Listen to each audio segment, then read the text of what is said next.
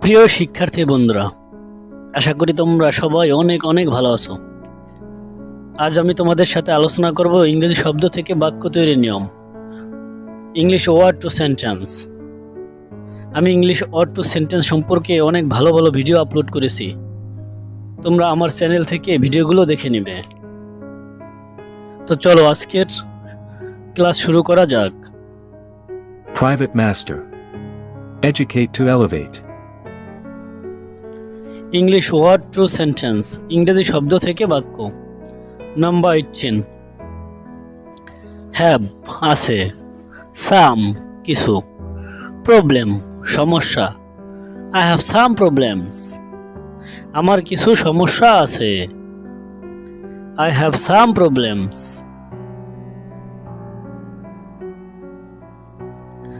Number 19, call ডাকা, letter পরে। I will call you later, আমি তোমাকে পরে ডাকবো অথবা পরে কল করব। I will call you later.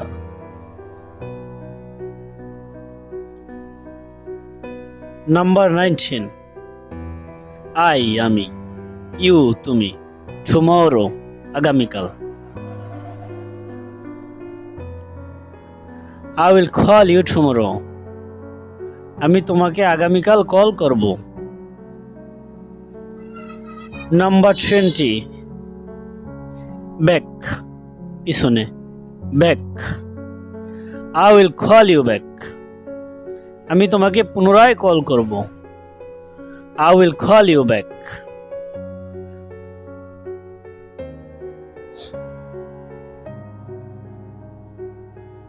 Number 21, গো যাওয়া, স্লিপ শুতে বা ঘুমাতে যাওয়া বা ঘুমানো।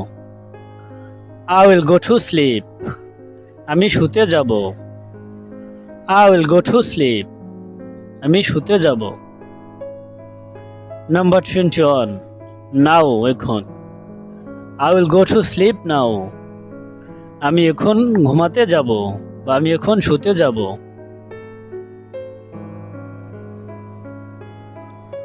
নাম্বার 22, শপ দোকান, নাও এখন।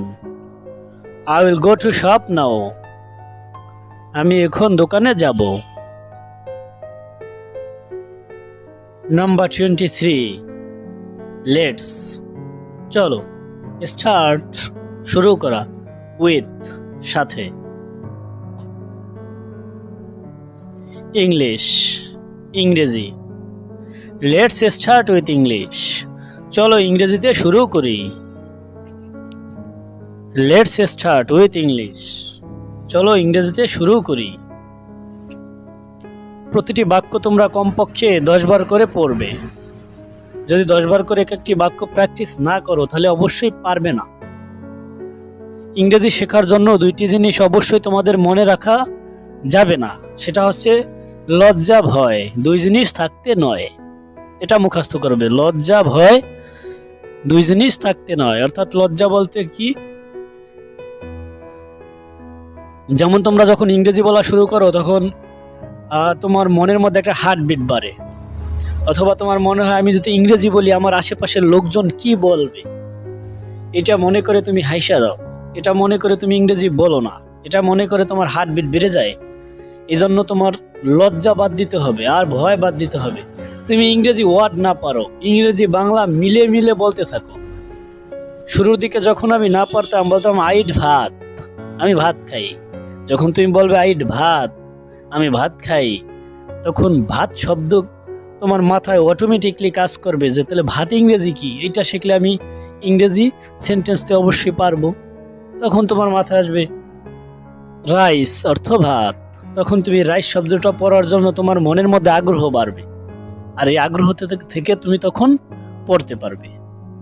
সেজন্য কে কি বললো দেখার বিষয় নাই, তুমি ইংরেজিতে বলতে থাকো, এলোমেলো হোক কোনো সমস্যা নেই, এক সময় তুমি পারবে, এক সময় তুমি অবশ্যই পারবে। কিছু কিছু প্রতিদিন পড়ো। ইংরেজিতে একটি কথা আছে না, something is better than nothing, Neymar চেয়ে কানামা ভালো। একদম কিছু শেখার না কিছু শেখার চেয়ে কিছু শেখা অনেক ভালো। প্রতিদিন তোমরা কিছু না কিছু বাক্য ট্রাই করো। ট্রাই করতে করতে এক সময় তুমি অবশ্যই পারবে। তোমরা ইংরেজি পারো না, তোমাদের কাছে মনে হয় এটা অনেক কঠিন। তোমাদের লেকচার পদ্ধতি, ধারণা, বিভিন্ন গ্রামার শিখতে হবে, বলতে হবে, বিভিন্ন যন্ত্রণার কারণে আজকে ইংরেজি তোমরা পারো না। যদি তুমি ভয় না করে শুরু করো, ইনশাল্লাহ অবশ্যই তুমি পারবে। চেষ্টার অসাধ্য কোনো কাজ নেই, চেষ্টা করতে থাকো। Best of luck. আমার ভিডিওটি ভালো লাগলে অবশ্যই ভিডিওতে লাইক করে দিও এবং আমার ভিডিওটি শেয়ার করে দিও। তোমার ভিডিওটি শেয়ার করলে তোমাদের বন্ধু বান্ধব যারা আছে তারা অবশ্যই ভিডিওটি দেখতে পাবে।